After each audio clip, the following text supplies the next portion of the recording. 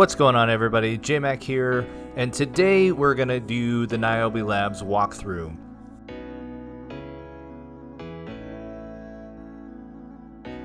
Follow my path on screen and we'll get you to Niobe Labs in no time.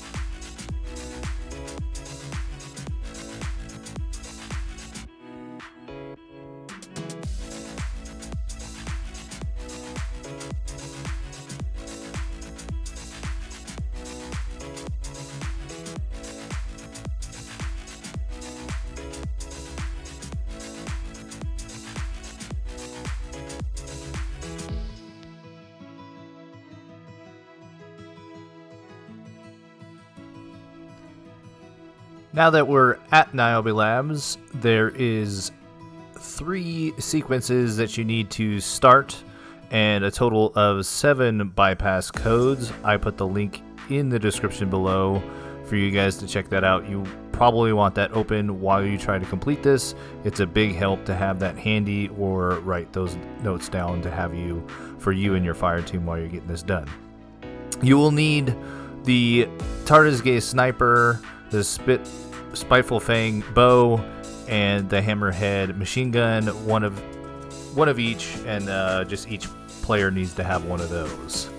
First part, you really should get to know your spots and know your symbols that you're going to be shooting.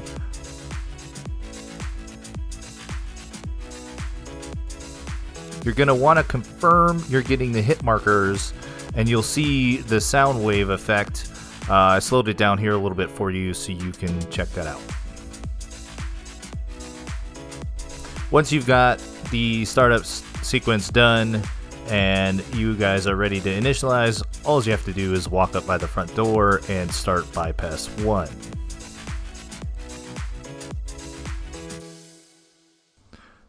Team composition is not super important, but there are a few tips I would give you. If you're a hunter, you should be on the bottom tree tether to still utilize the oppressive darkness grenades, along with the Titan Bubble Sentinel Shield class. And if you're a warlock, I highly recommend the top tree Nova Bomb, so everybody can have oppressive darkness grenades. They are very useful in this encounter as the bosses are quite beefy.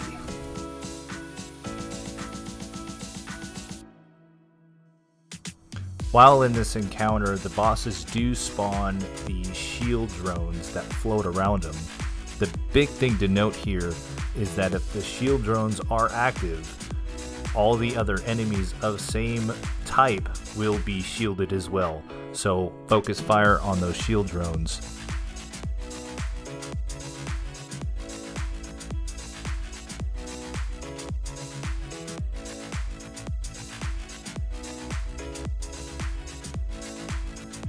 The next tip I have would be to put boss spec mods on everything you possibly can within your loadout. Basically, all the yellow bars in this encounter are bosses. You will see that by the left of their name and yellow bar. You will see the darkness symbol denoting them as a boss. It does way more damage and big time help here in this encounter with close quarters to knock them down fast.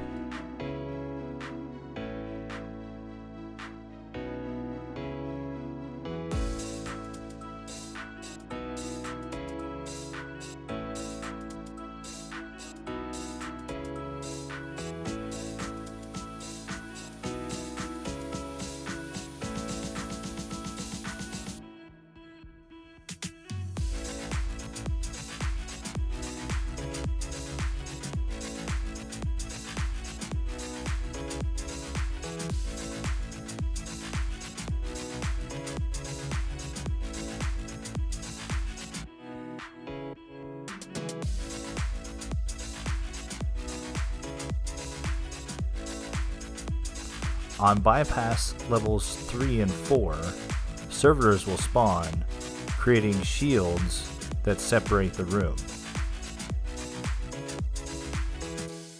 You need to kill the servitor in order to drop the wall and open the room back up. The best way to do this, so your run doesn't get ruined, is split up the team, or at least have one person on a different side of the room.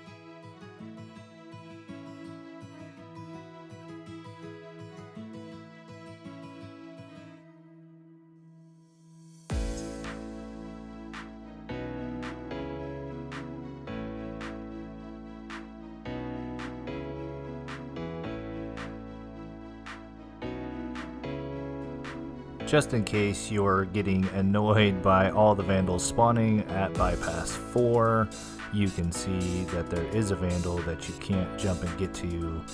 The sniper person should be able to take him out pretty easily though. Just be patient and let him show his head and take him out.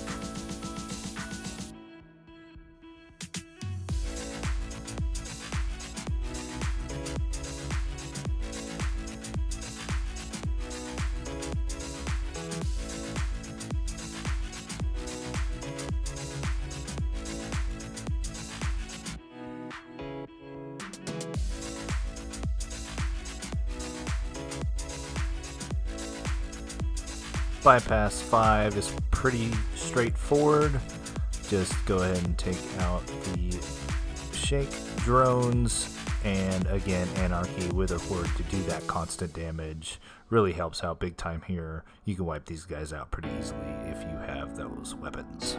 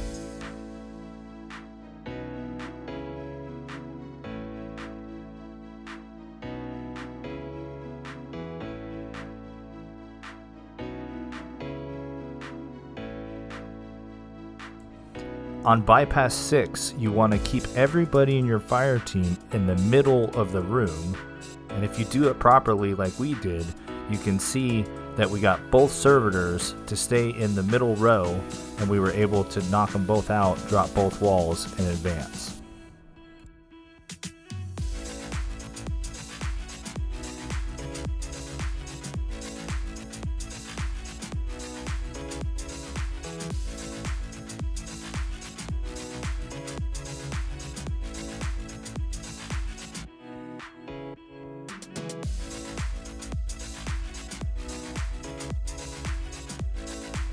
After the servitors have been killed on Bypass 6, I want to reiterate the importance of taking the shield drones down on the bosses, as there are many adds in the room at this point. And if you focus fire on taking both the bosses' shields down and use Wither Horde or Anarchy to do constant damage, it is a lot easier to finish this wave.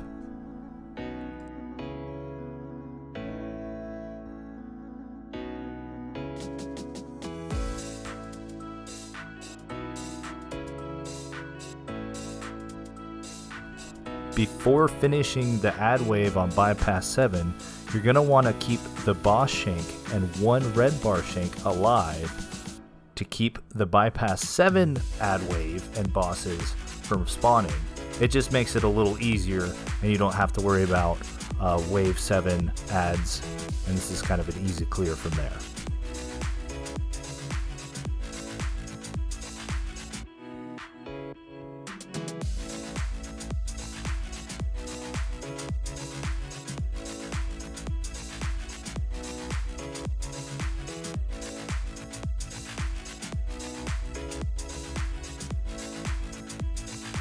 Something to note for Bypass 6 code is all 3 players just have to stand on the same position, while the bow player shoots the symbol 3 times.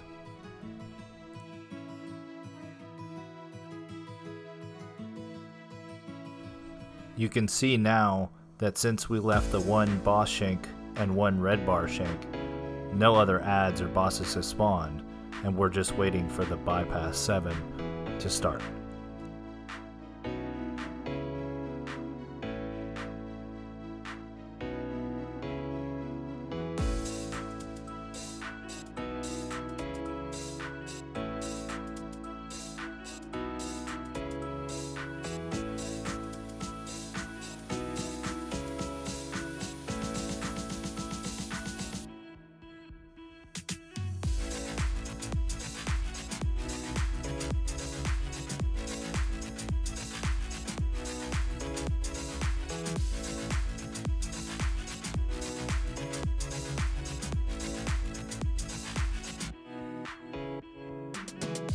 The last tip I have, and probably the most important, is for the person that is going to run the sniper role, needs to make sure that they get the hit marker or sound wave effect on the fish, as this tile on the floor seems to be a little bugged or inconsistent.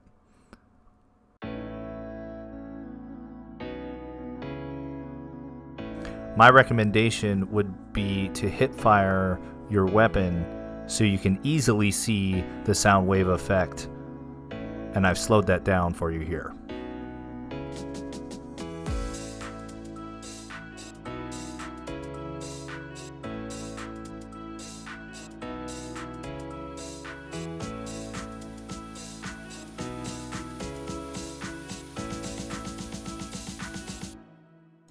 And that's it. After the final bypass code has been entered by all team members, you will finish Niobe Labs and collect your emblem and ghost. Thanks for watching. I hope you appreciated this walkthrough, and I hope you guys get this done before Beyond Light comes out. I'm really looking forward to the new DLC. If you haven't already, please like, share, subscribe, hit that bell to get notified when we go live, and we'll see you next time.